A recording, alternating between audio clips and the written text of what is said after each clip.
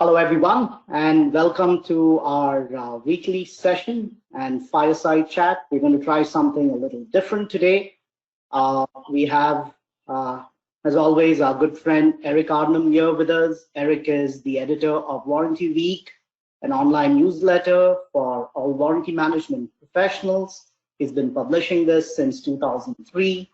And for those of us who don't know, he's now also a full-time volunteer and has probably just finished a stint as a pizza boy as part of his volunteering exercise. So, so welcome, Eric. We also have with us friend Judy Butts with us. So Judy has been a part of the warranty ecosystem for a long time now. She graduated from the University of Michigan, has worked in manufacturing in multiple roles. She used to be a part of Allen Bradley and then TRW, and then has been a part of the Hyster-Yale family since 1999. She currently holds the position of warranty manager for the Hyster-Yale Group. She's a member of the East Carolina University College of Engineering and is on the advisory board. And she's been a part of the whole Hyster-Yale Tavant family now since 2013. So welcome, Judy, and thank you. This should be an interesting session. It's a casual, informal discussion process, and over to you, Eric. Okay, thank you very much, Roshan. Judy, I guess we should kick it off by asking you to tell me a little bit about Hyster-Yale. What are the company's products? Okay, Hyster-Yale is, we design, manufacture, and market forklifts. So anywhere from your local Lowe's store to your Walmart store to, of course, mom and pop shops. Amazon is a big customer of ours, as is Kroger. So when you see a fork truck, well over a third of them are either a Hyster or a Yale. Now, what's unusual with us is that we do market under two different names. We have Hyster, the Hyster line and the Yale line, similar to what General Motors does with Buick and Cadillac. So if you think about it in those terms, we design and manufacture the same, but we market under two different names. How are those products sold? I mean, obviously, I guess it's a business-to-business sale. So how are those products sold to those end user customers? Okay, we have a mixed bag. Roughly 2/3 of our trucks are sold directly to dealers. Again, if you think of the car industry, you have your local Ford dealer, your local GM dealer down the road. We have Hyster and Yale dealers throughout the world. We are a global company. But we also have major customers. We call them national accounts. Again, a couple of them are Amazon and Kroger, and they are sold directly to the customer from our marketing folks. We're located, our headquarters is located in, America's headquarters is located in Greenville, North Carolina, which is a fairly small town, about 60 miles from the coast.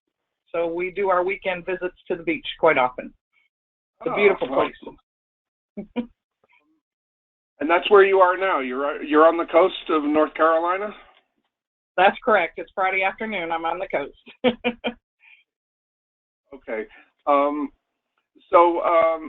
Well, tell me about who does the warranty work? How are repairs done both through the dealerships and through national accounts like Amazon and Kroger?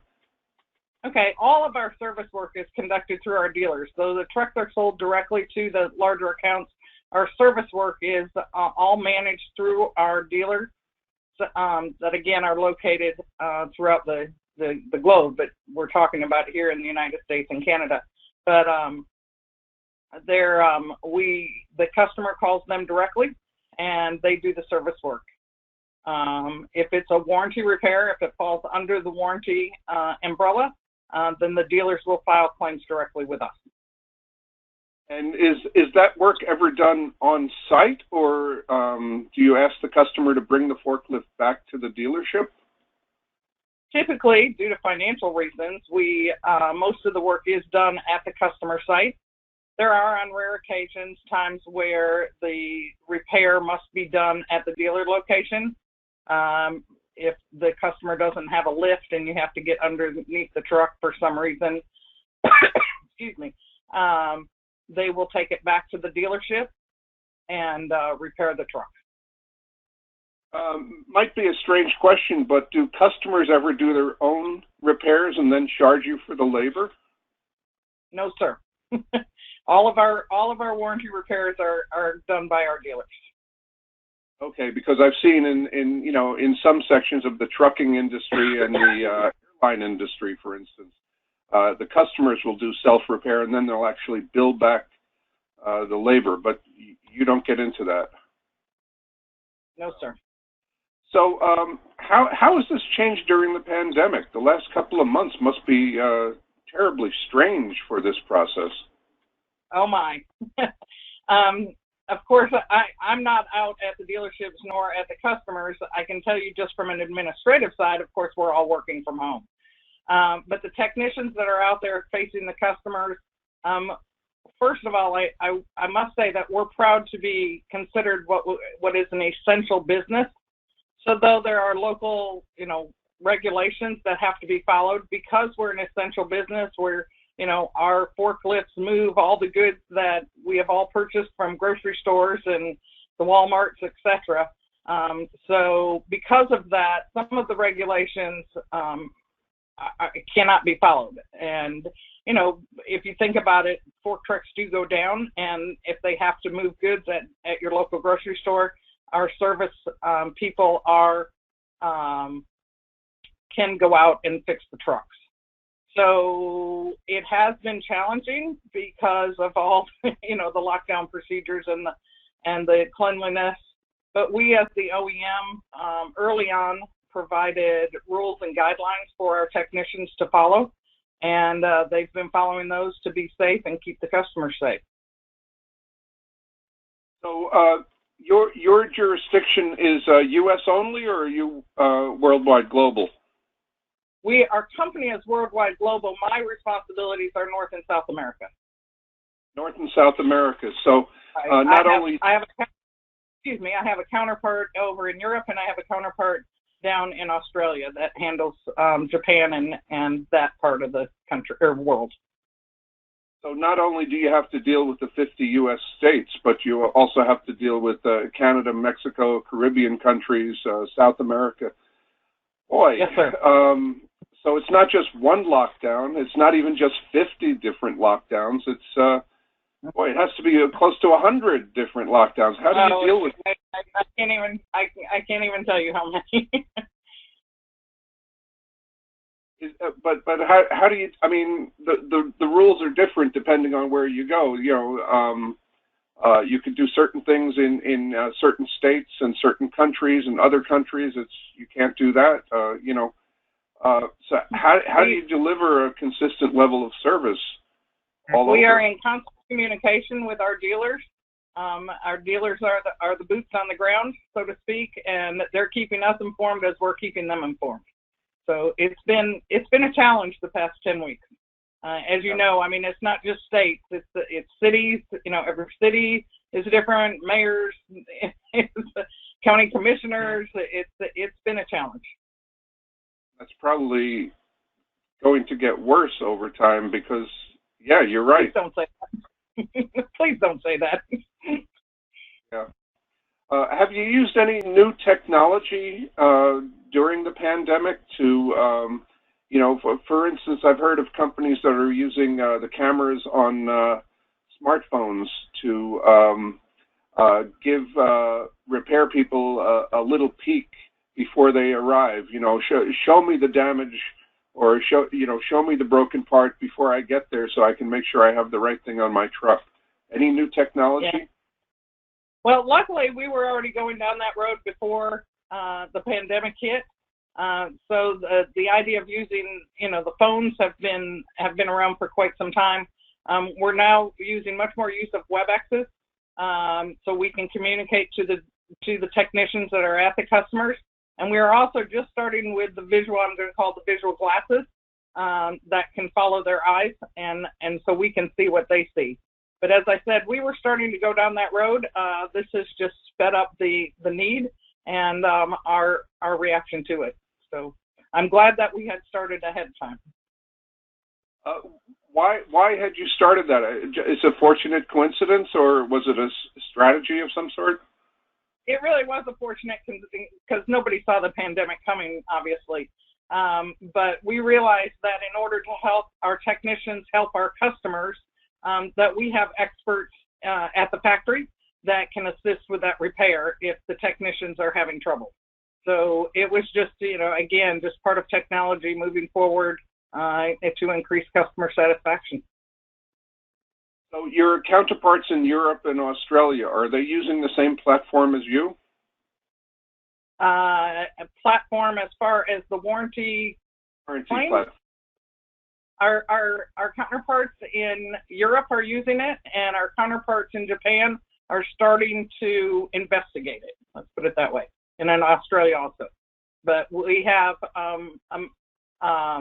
Europe, Middle East, Africa, and North and South America are all on the Tavant platform. Okay. So, well, before the new platform came into use, how was warranty? How were warranty claims processed before that? Well, if you'll allow me to give just a little bit of history of Hyster-Yale. Hyster-Yale used to be two separate companies, and they combined back in the late 90s. And at that time, and I won't name names, but one of them was on a paper system. Those of us that have been around for a while can remember that. The other platform, or the other company, had just started a homegrown system, and they were working with the individual dealers. So when the companies merged, obviously they merged in and went with the electronic version, and they used that for approximately, I think I'm trying to count the years, it was roughly 12 to 15 years that we used that homegrown system. And we realized in Roshan, 7-8 years ago, that we needed to improve our processes. And so we did a lot of investigation work back 8-9 years ago, and found Tavant, and Tavant was chosen as our service provider. We've worked with them now, I think officially since 2013, when we started doing the, Roshan's shaking his head, thank you, when we started doing the investigation work and partnering together. And in 2015, we launched our warranty system with all of our dealers. Understand that in North and South America, we have over 500 dealers. So we had to have something that was easy to use. Of course, we had multiple languages, so we had to satisfy those needs also. And Tavant fit the bill, and we've been working with them. Like I said, we officially launched in mid-2015, so we're coming up on 5 years now. So Roshan, let me ask you a little bit about that.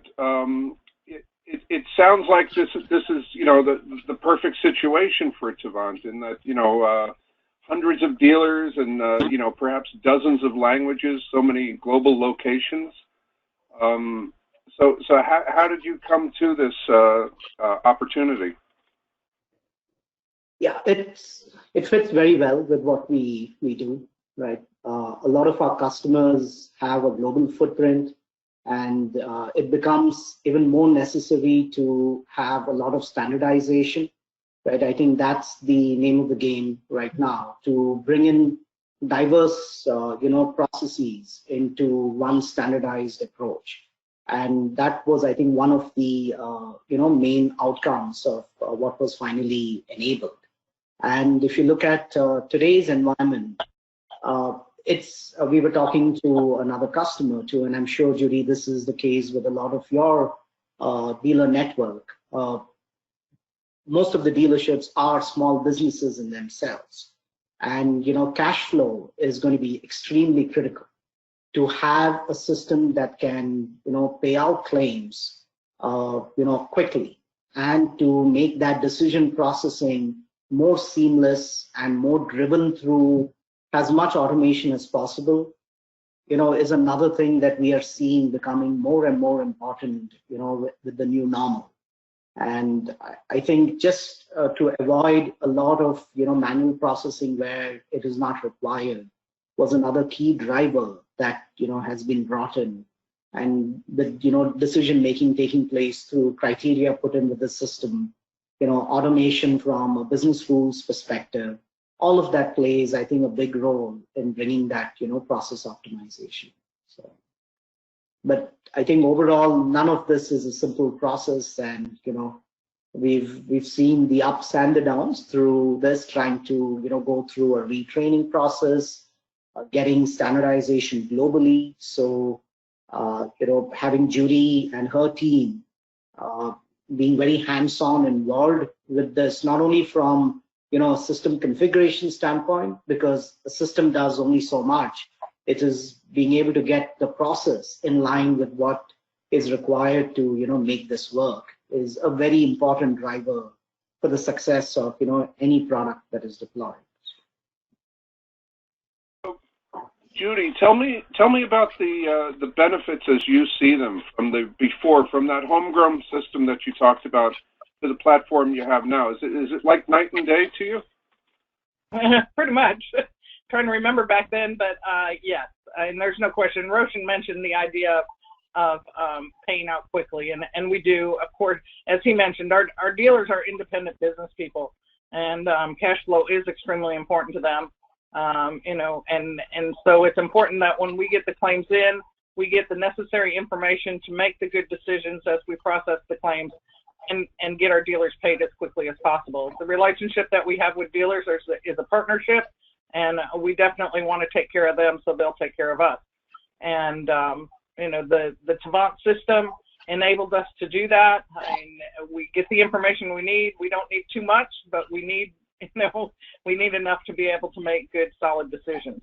And I can't say enough about the Tavant system and how over the years they have improved to meet our needs, because our business is changing, and as in business, and we've had to make a lot of adjustments over the past 5 years, and the Tavant folks have been there helping us think it through, making sure that we're making the best decision from a system standpoint. How about just the plain accuracy of the data? The accuracy of the parts and the date, trouble codes and things like that. Has that improved? Oh yes, because we have two things. You said trouble code, but we also have our labor rates. Understand that we have, because of our wide range of products. So I mean, we sell everything from the little handheld, walkie trucks to the container handlers that take the containers off of ships at the shipyard, and the whole range. So we have a very complex product range, and so we have over 40,000 labor rates, if you can imagine that, and trying to manage that and keep those straight. Tavant does good there, and then we integrate with our parts database, and so all of not only the part description and part cost are all integrated from our parts database. So besides payments, I mean, does the data serve any purpose after the claim is? That's the key thing that we were able to get from the Tavant system was the idea that we could use the data to do our analytics. As with any company, we're trying to always improve the quality of our product and improve our customer satisfaction. And of course, warranty is just one measure that we use, and one data point that we have to look at where we have concerns and where we can improve. And the Tavant system is able to take that and pull it in, and we're able to run analytics every which way. Sometimes too many ways, if folks can understand that. Oh, that's a real world problem. The prospect of analytics is, how can we apply this in a practical way? So it sounds like you've been able to do that. Does it really work? Does it deliver any insights into product design? Well, we have a very structured process where, as I said, one of the data points that comes in is the warranty analysis. And of course, then we have the cross-functional team between manufacturing, design, marketing, and supplier, our supplier quality. Thank you. I was giving that out. And then the warranty team. And we meet on a regular basis to define and prioritize what needs to be improved.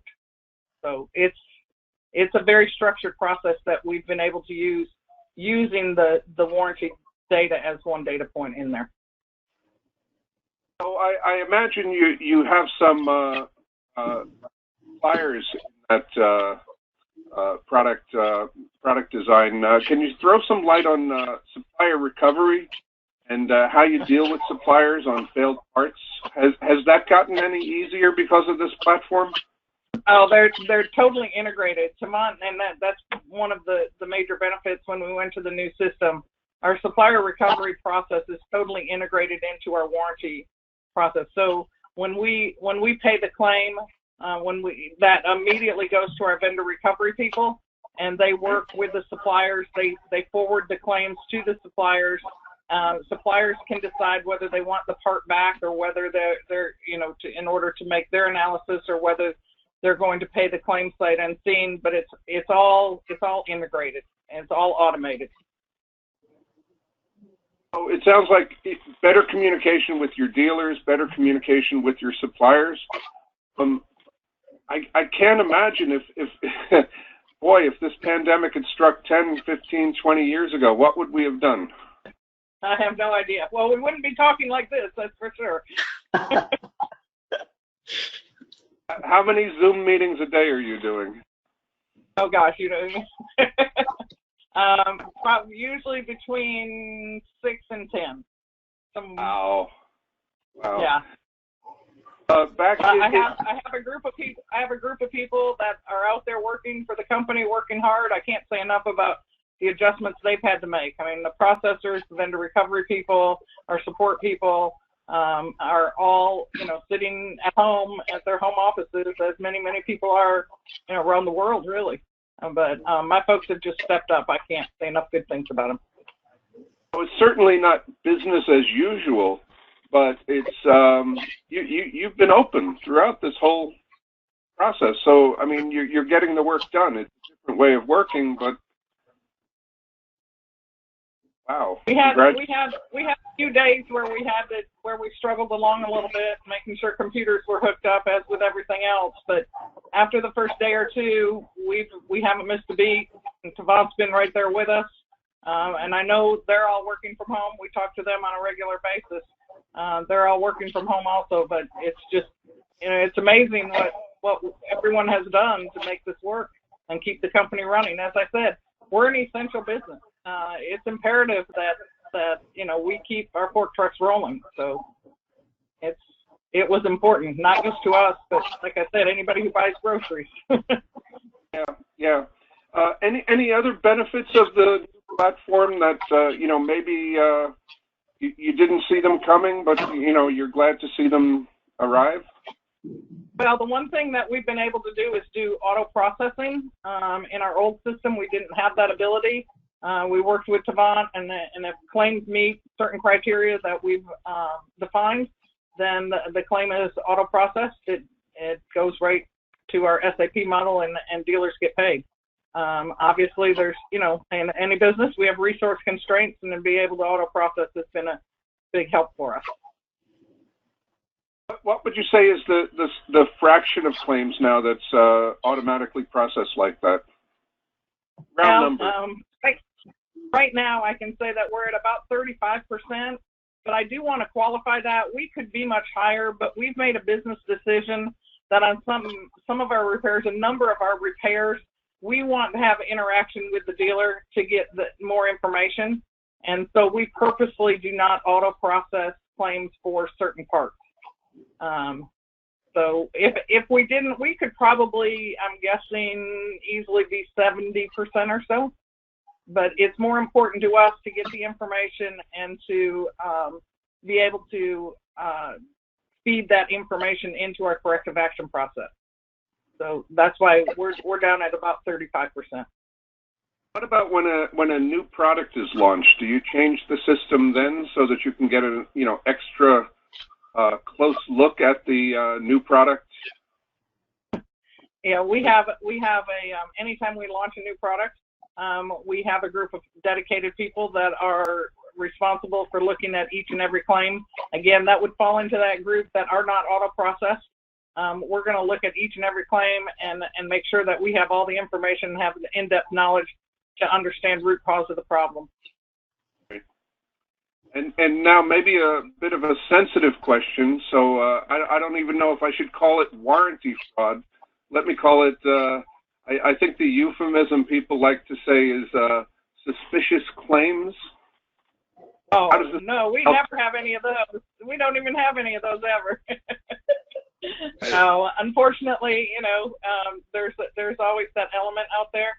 And Tavant has a system to be able to kind of flag those types of claims, and it makes us look at them a little bit extra closer.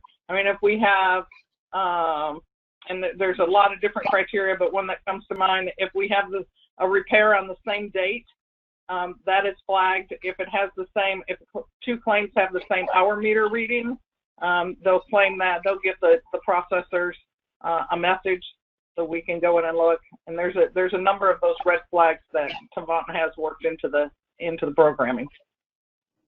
I should not neglect to ask you, are there any questions coming in on the chat line for us, or?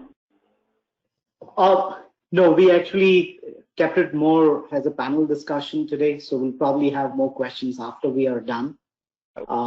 So because we are trying the whole panel discussion virtually for the first time, so we've kept enough time to answer probably each other's questions today.